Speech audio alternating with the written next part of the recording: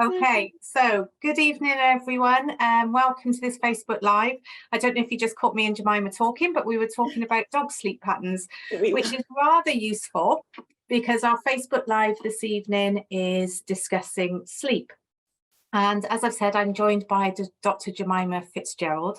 I'm Sue Hines, I'm Head of Services at Dementia Carers Count, and I will be hosting the session where Gemima, who is a specialist and has a special interest in resilience, we'll be talking about sleep, because I'm sure we all know that sleep does help our resilience somewhat.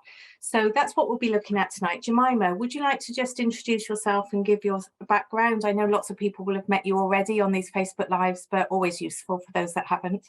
Yes, I fully anticipate there's people that don't know who I am. So yeah, my name's Gemima Fitzgerald. I'm a clinical psychologist and I've been working with Dementia Carers Count since 2017, so quite a few years now.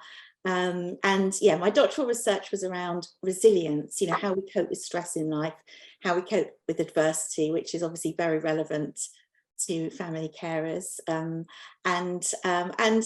talking about sleep today, looking after our physical bodies is a really big part of resilience. So yeah, so it's just really good to be here today. Great, thanks Gemima. And like you say, coping with stress, but also coping with supporting somebody who needs your help to live well daily can have huge interruptions on your sleep patterns. So we'll be looking at all of that throughout this session. If anyone has any questions or comments, please do put them in the chat and we'll try to incorporate them into this session.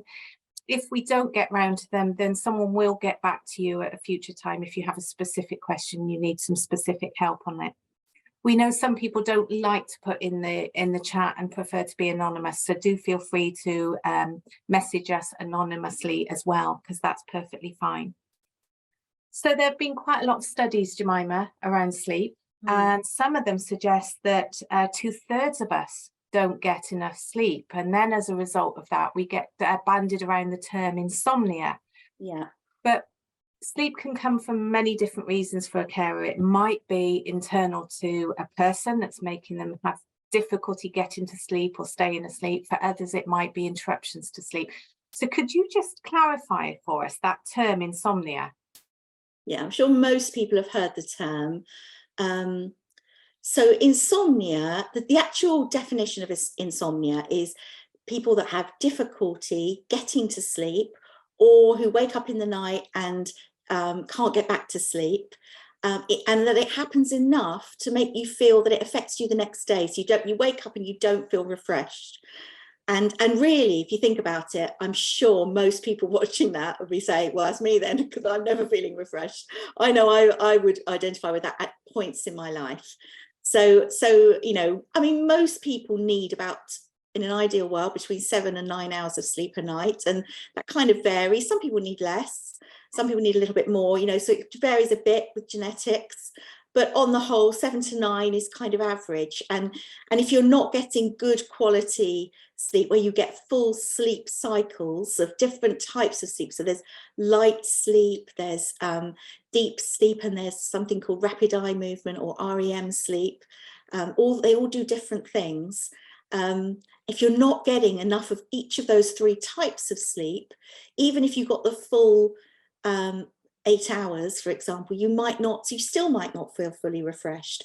But the actual dictionary definition is about, yeah, difficulty getting to sleep or waking up in the night and not being able to get back.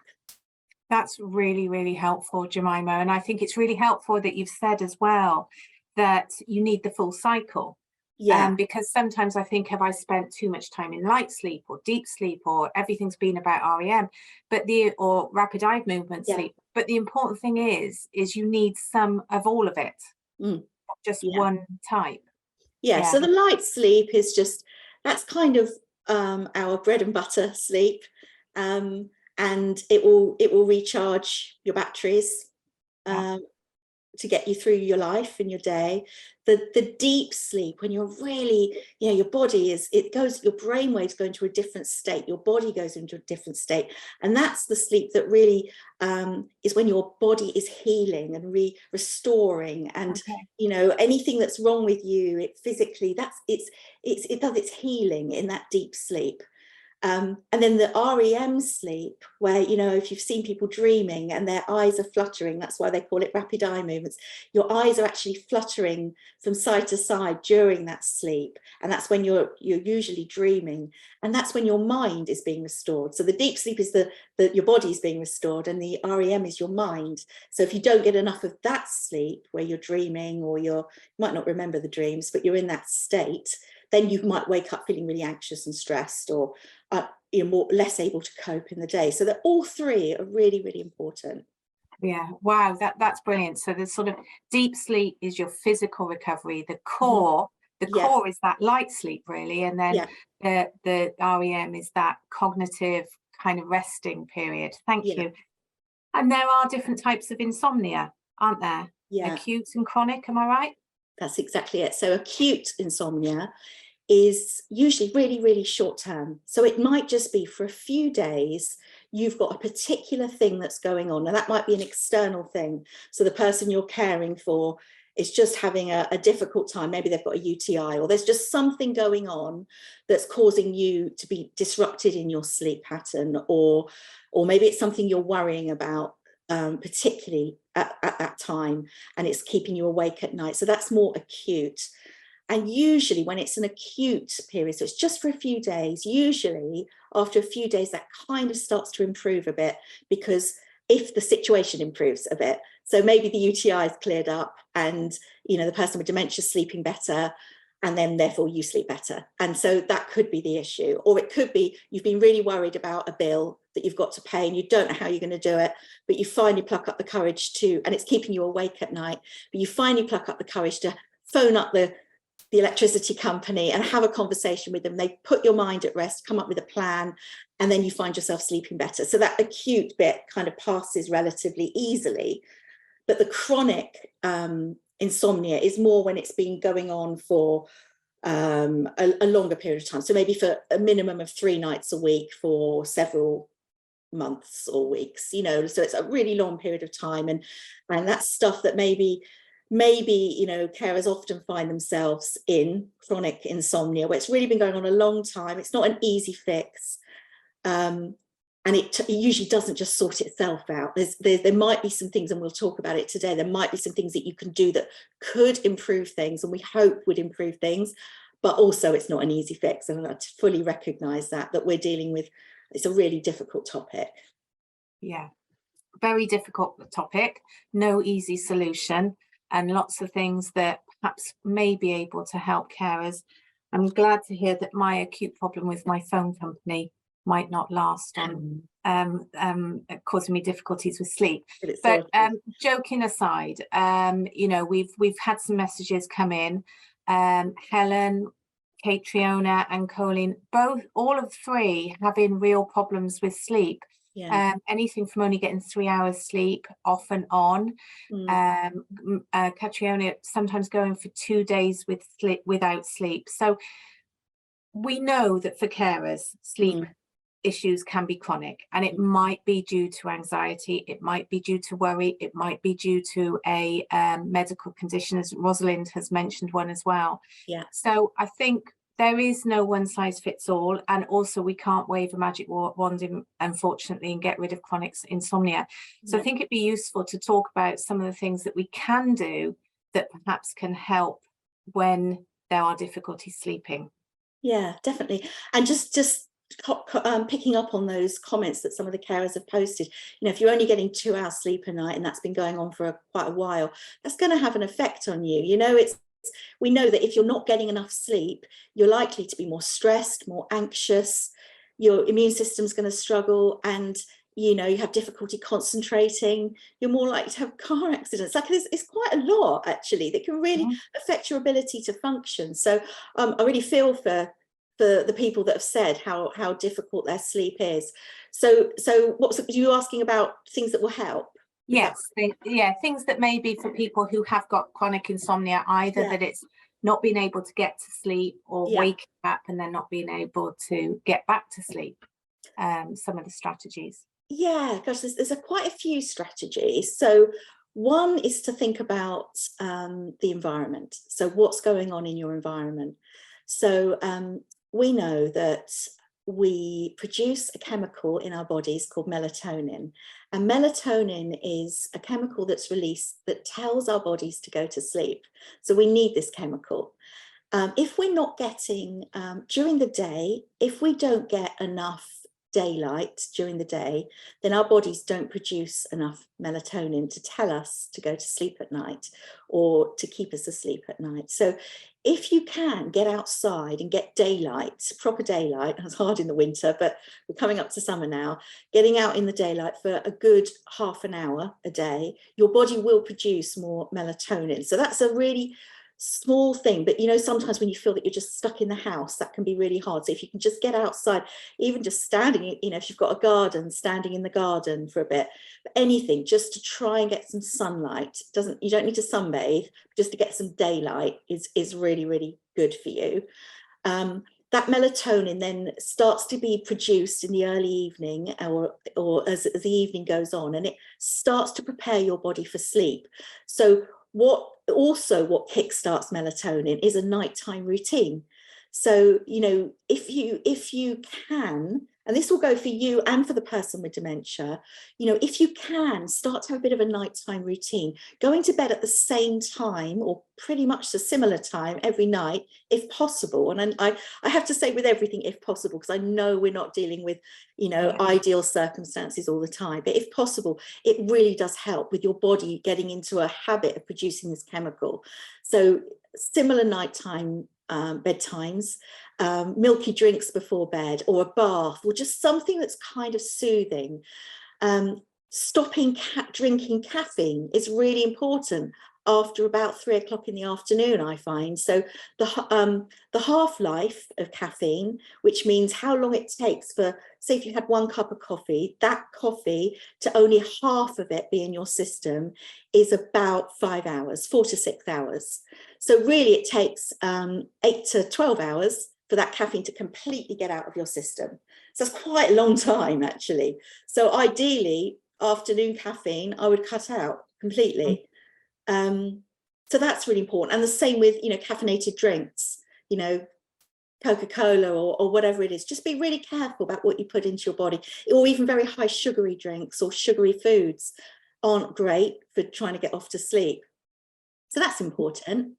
Can I just recap those ones? Is that all right? Sorry, because I think that's really interesting, particularly around the caffeine and the high sugar drinks, and whether we know that there's caffeine and high sugar in drinks, because sometimes they're hidden in ones we don't know about, don't they? So thinking about, even, I mean, I think for me, 12 o'clock onwards, if you're saying 8 to 10 hours exactly from my body, I'm thinking midday I switch to caffeine-free drinks. And then also, just so that we can recap and move on, if that's all right. Of course. You mentioned about melatonin and the importance of getting daylight for melatonin, but then also a routine in the evening that helps to produce that as well.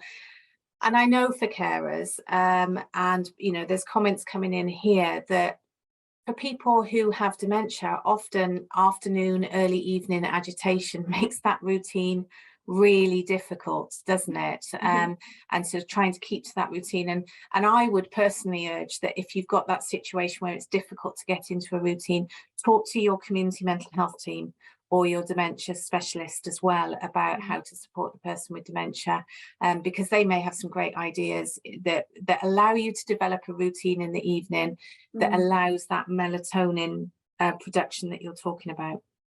I agree. Yeah. That's really sorry, Gemima, no, I interrupted you because I just wondered if it was best to do it in a few pieces. Oh no, definitely interrupt as much as you want. I like that. I get sick of the sound of my own voice sometimes. So yeah, so that's really good. So also thinking about getting the room dark enough is really important. That's for the person with dementia as well as you. So if you need to use blackout blinds, I think that's really good, you know, and I know some people don't like a room too dark, and that's fine, but actually for our minds and our bodies to get into that sleep cycle, having a darker room is good. And that leads on to the whole use of mobile phones, iPads, all of that too soon, too close to going to bed or even lying in bed. Again, not a great idea.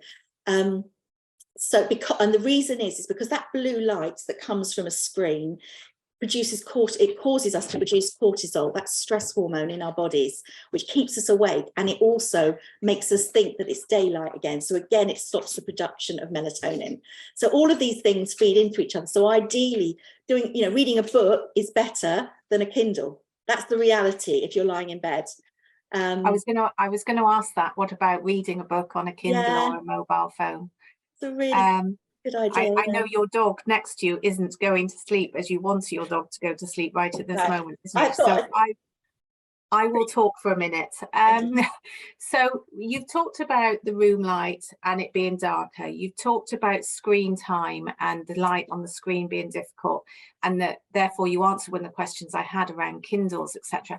What if do you know, and you may not, apologies if you don't, off goes Pippin, do you know if using the blue, there's a blue light on your screens that you can use? Does that help at all, or is it still better to stick with a book? I don't know what you're talking about, actually. The blue light. There's a blue light shade. We'll find out. Everyone who's listening, we'll find out. And we'll put it in the chat, because that was an unfair question for Gemima. She's not a software specialist, but it's a blue shade you can put on your screen, so you get rid of some of the light. Is it designed for that? Is it designed to try and, well, maybe that would help us.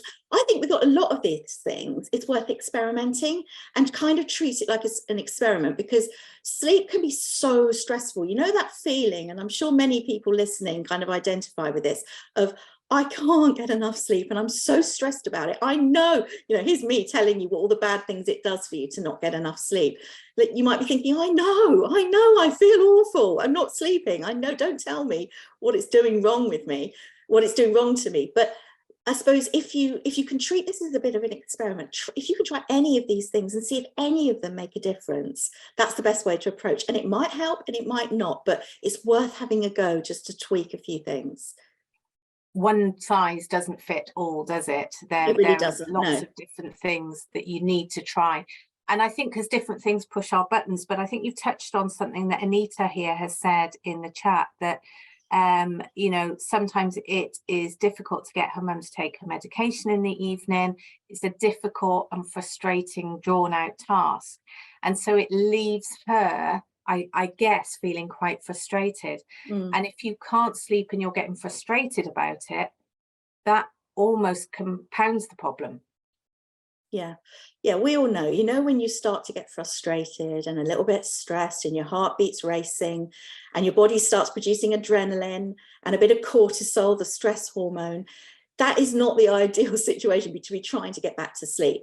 So, for Anita, who made that comment, of course, after all of that stress of trying to deal with your mum, it's going to be more difficult in the evenings to try and get to sleep. So the first thing to do is to just kind of understand that is going to have a physical reaction on your body, and also to try and find ways to unwind after that. So if okay, that's going to be a trigger. I know that every evening I'm going to get stressed about it, but what can I build into my routine after that will help me to just process what's happened, decompress, and find a way to sort of tell my brain that part of the day is now over and I can move into the relaxing part of my day, and I can start to have a bedtime routine. So I would definitely try the bedtime routine stuff. I mean, the other things to do in terms of what helps is also to look at cognitive things that you can do. So things to do for your mind, which might be that you find talking helps. So it could be, I need to talk to my friend. I need to do a phone call with my friend sometimes after my mum's wound me up so much. I just need to offload and have a chat. Or it could be, I need to go for a walk and just get outside and just get some fresh air and just have, I think sometimes having a bit of a ritual, like I know when I finish work, I like to have a bit of a ritual, and that might mean making myself a drink and just usually going for a walk with the dog, and it just marks the end of my day, and usually getting out of my work clothes, getting into pajamas, all of that stuff, it kind of just tells me that the work part of my day is over. And so maybe for Anita and for other carers, something that marks the end of that medication issue might be helpful. Relaxation techniques, some people love that, and I like those sort of things, or listening to some relaxing music, just having that on in the background. And Anita has said that she's switched from using the television to trialing some instrumental music to feel calmer. And Tonya as well, I think similar around marking the end of the day, has talked about dimming lights around the house, has worked for her. So these are all things that carers can try. As you say, no one size fits all. There's just trial and error, what works for you and what doesn't work for you. But there was something you said there as well about relaxation. There is, even if you can't get to sleep, the power of relaxing is really important, isn't it? So there's different schools of thought. So some people say, and a lot of people say, if you're lying in bed for 20 minutes or more and you cannot, might be in the middle of the night, and you cannot get back to sleep, you're better off getting up. And not doing anything that's going to get your heart rate racing, you know, not doing anything like the hoovering or anything really physically active, but something that, you know, maybe just getting up and reading a book, or just getting up and just listening to some music. Just sometimes just getting out of the bedroom can be helpful. But and that's what some people do, and I occasionally have done that and it's helped. But also what I like to sometimes do is just to lie in bed and tell myself, it's okay, I can't sleep, my alarm's going off in a few hours, but I'm not going to get stressed about that because my body's resting. And just to know that, okay, I might not be getting the physical sleep that I want to get, but I am resting my body. I'm lying here and I'm relaxing and resting. And that's better than nothing. So it's still good. At least I'm resting. And sometimes I find just telling myself that is helpful. Yeah, and Rosalind has talked about some of that, is that it feels useful to be doing meditation and mindfulness, and maybe a bit of prayer and so on as well can be helpful. So some, you know, as you say, two different schools of thoughts, but two different schools of thoughts, different things work for different people. So it's trying everything. So we aren't, I think we've talked about, resolve the issue that for people who are carers, they may be having a lot of stress, a lot of anxiety that's making it difficult for them to get to sleep or to stay asleep, and then waking up in the night with worries. I think lots of carers here have talked about the various different aspects where you're supporting somebody with dementia who is waking and interrupting your sleep. So you talked at the beginning, I think it was between 7 and 9 hours, but the reality is that's the dream. Yeah. So the reality is lots of carers aren't going to get that. And again, carers on here have told us this. Is what are your thoughts on power naps? Because I like power naps. I think they can be a really good way to manage a really imperfect situation. And sometimes it's the only way to get through, you know, if you're only getting 3 hours sleep a night, for example, or really on a really interrupted sleep, trying to sleep when you can is really good, you know. So I think if your person with dementia is having a nap in the day, or if they're out for a bit and you've got a break, don't think you've got to achieve loads while they're out, or, you know, just take advantage. And if you can, and some people really find it hard to sleep during the day, so I totally get that, but if you can go to a dark room and try and just get a nap, there's really, really good benefits to that. So, you know, usually people say that, and again, this will depend on, and this is so individual, so it's again about experimenting how long a power nap to have. So some people swear by a 15-minute nap and says, if I just have 15 minutes cat nap, I feel a little bit refreshed and I can get up again. But if I have an hour and a half, that's too much, and I feel groggy, and I don't like that feeling. But other people, depending on how long your sleep cycle is, and by that I mean, you know, you go from light sleep, deep sleep, REM sleep, depending on how long, and everyone's sleep cycle is a different length. Some people can have like a good hour and a half power nap if they're lucky enough to get it. And that does them the world of good in the middle of the day. So I think it really does depend. So I don't think power naps will fit for everybody. They do for me. I find that if I have a little 20 minutes, great for me. But I know that not everyone can. And so, you know, I'm not going to, it's not a prescriptive thing. It's about finding what works for you. Yeah, and I think that's kind of echoed in some of the comments from carers here. I know Ali has agreed with the principle of relaxing, and this was before us talking about power naps, but all of these good sleep hygiene techniques that we use, but actually when you're caring for somebody with dementia, it can be virtually impossible for some people. And Ali, I'm really sorry that it's like that for you. And if we can support you in any way, please do get in touch with us, and we can see if we can help you in any way. So, but it isn't easy for everyone. So power naps can be beneficial. I think one of the things that I'm going to capture for myself from what you said is that power naps do have a real physical and cognitive benefit. And so trying to think that you need to cram something in that you haven't done in the house because the person you're supporting is asleep is not necessarily the best thing to do. You think you're doing the best by cramming in those tasks that you couldn't get done, but you're then not giving your brain that time to rest to be able to cope with the rest of your day and be resilient, I guess. It's kind of a false economy. You know, you can think, right, I've got half an hour or an hour maybe, and I could get the washing up done, the ironing done, you know, whatever it is that's really pressing on your mind. And that might be okay. But if you're going to be then still exhausted for the rest of the day, then really what's the benefit? You might be better off just saying, you know, I'm just going to go and get 40 winks. I'm going to have a little nap. And if that works for you, and if you're someone that would revive you and you can experiment with it, then you might find yourself just able to cope better for the rest of your day, so that you can, you know, do the ironing later on in the evening or whatever, you know. So to play around with it. And I think if you can have that approach, being a bit flexible and have a bit of a, I'm going to experiment with some of these things, rather than this is just awful and I can't even begin to think, which I do understand if people are in that place. But if you can just try a couple of these things, it might help, you know, it might.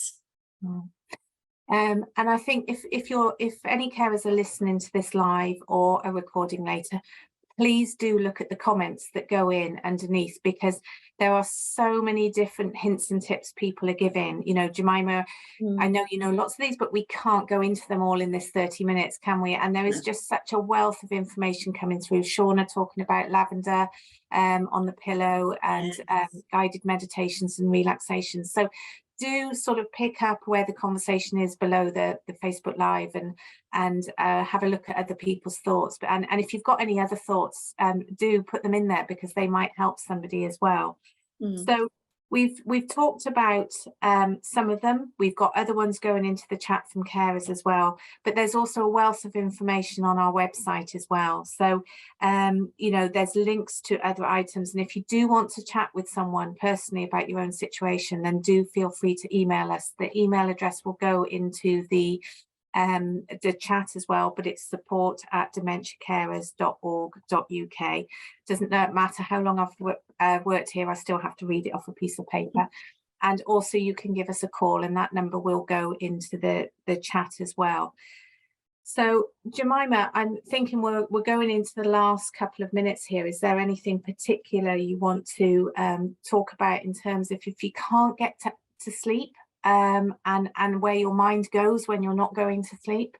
Yeah, I think maybe just having a think about what is the root cause of you not being able to sleep, and it will be so different for all of you. So for some people, and they've put it in the chat already, that their issue is the person with dementia, and that is causing that is what's disrupting the sleep. For others of you, it might be that you're really stressed and worried about things. It could be all of that, but trying to find out, well, what's the thing that's keeping me awake right now? Sometimes I find having, you know, again, it's individual, having a notepad and pen next to my bed, or I send myself a little note on my phone, but, you know, whatever, just having something, I write it down, what I'm worried about, and then I can just think, okay, because sometimes we can think we're not going to remember it in the morning. So just being able to download it onto a piece of paper can be really helpful. Just jot it down. I think it's just about having that experimental attitude, and also know that this is hard. You're not alone. You know, that we know that family carers really struggle with sleep. I would definitely say, you know, we also know that menopause, perimenopause, all of that stuff has a massive impact. Also sleep apnea, restless legs, different, you know, chronic pain, different physical health conditions can have an impact on sleep. So if you're worried about it, please go to your GP. They might be able to prescribe something. Also, you can get melatonin over the counter at the chemist, and I think for over 55s that's often recommended. So it's definitely worth exploring some of these things, and there might be something that can help.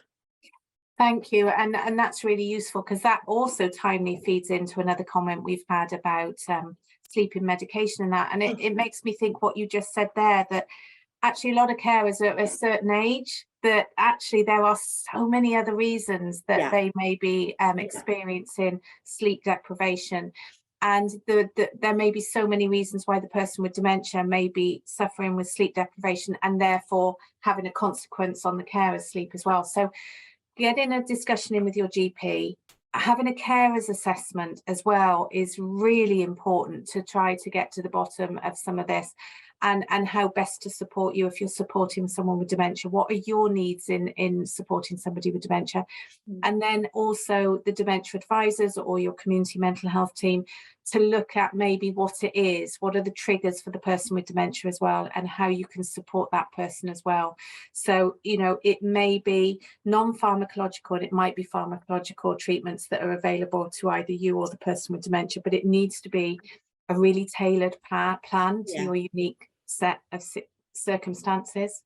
That's exactly Can't it. believe it's 7:30 already, Gemima. And I know Pippin's looking like she wants to go for a walk as well. She's coming backwards and forwards. So thank you so much for joining me for the Facebook Live. As I say, we have lots of information on our website, and we will be doing a session on June the 19th called Taking Care of Yourself. So we'll put some information in there as well if you want to have a look at that. But for now, I hope you get a good night's sleep, Gemima, and I hope for everyone listening, there's maybe been 1 or 2 tips in here that might help tonight or going forward. So thank you very much. Yeah, thank you.